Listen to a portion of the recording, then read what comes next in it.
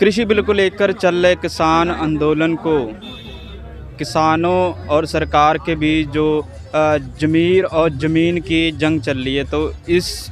आंदोलन को समर्थन देने के लिए पंजाब से बहुजन क्रांति मोर्चा के स्टेट प्रेसिडेंट हरजिंदर राणा जी आए हैं। हरजिंदर जी, पहले तो हमारी तरफ से आपको नए साल की मुबारक हो। मुबारक भीमा कोरेगांव के सूर्य दिवस की भी सभी मूल निवासी भाइयों को मुबारकबाद। जी सर, समर्थन देने पहुँचे हैं आप लोग, तो क्या लग रहा है आपको? 3 कृषि बिल जो सरकार ने बनाए हैं, जी हम ये संगठन की तरफ से इस जो कानूनों के विरोध में जो दिल्ली के 4 सपेरे में, चाहे वो सिंघू बॉर्डर हो, चाहे वो बहादुरपुर का बॉर्डर हो, चाहे वो टिकरी बॉर्डर हो, सभी बॉर्डरों पर ये जो आंदोलन चल रहा है, हम बहुजन क्रांति मोर्चा की तरफ से इस आंदोलन को पूर्ण तौर पर समर्थन देते हैं। क्योंकि हम ये मानकर चलते हैं कि ये जो आंदोलन है, इस कृषि बिल की आड़ में इस देश में जो आरएसएस और भारतीय जनता पार्टी का मंसूबा है कि इस देश को हिंदू राष्ट्र बनाना है, वो अपना हिंदू राष्ट्र बनाने के मकसद को साफ़ करने के लिए वो ये कानून लाई है। और हम इस देश में हिंदू राष्ट्र को बर्दाश्त नहीं करेंगे और इस जो गैर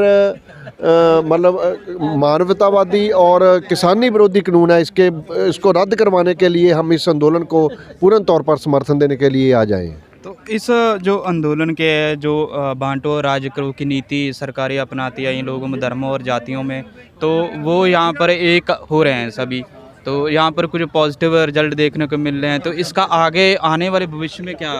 कैसे देखते हैं? आज हमें इस बात का पर भी गर्व हो रहा है कि हम जिस ऑर्गेनाइजेशन के माध्यम से देश भर में प्रचार प्रसार कर रहे हैं कि बहुजन क्रांति मोर्चा अलग अलग छोटे छोटे संगठनों को इकट्ठा, जो संगठन इस देश में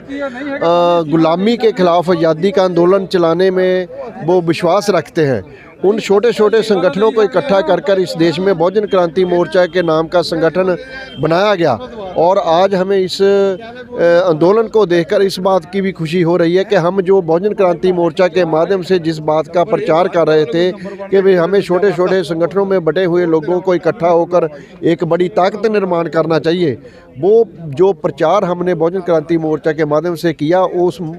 प्रचार का आज हमें जो जहां असर देखने को मिला, आज इस आंदोलन को सभी छोटे बड़े जो संगठन है वो समर्थन दे रहे हैं और हमें इस पर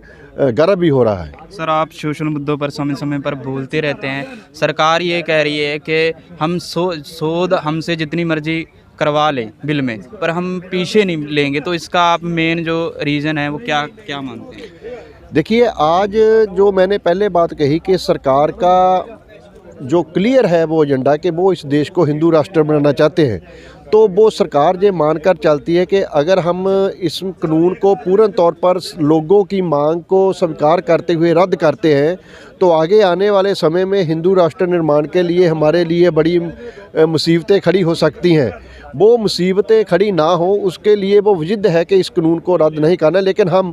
बहुजन क्रांति मोर्चा के माध्यम से, राष्ट्रीय किसान मोर्चा के माध्यम से इस आंदोलन को पूर्ण समर्थन देते हुए इस देश में जन आंदोलन निर्माण करेंगे और जन आंदोलन निर्माण के माध्यम से इस सरकार को हम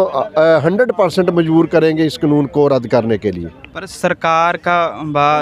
का जो रवैया है उससे वो लग नहीं रहा है कि वो ये बिल को वापस लेगी।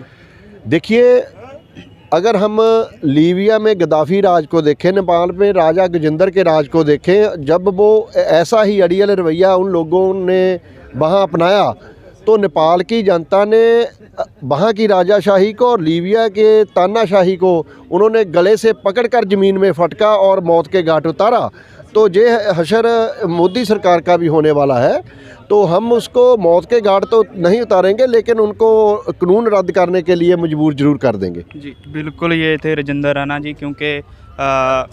उनको जान से तो नहीं मारेंगे, इंसाफ पसंद जो लोग हैं वो ऐसा नहीं करते हैं। वो उनका कहना है कि हम कानून के जो दायरे में रह कर ही है हम ये जो बिल है वापस करवाएंगे।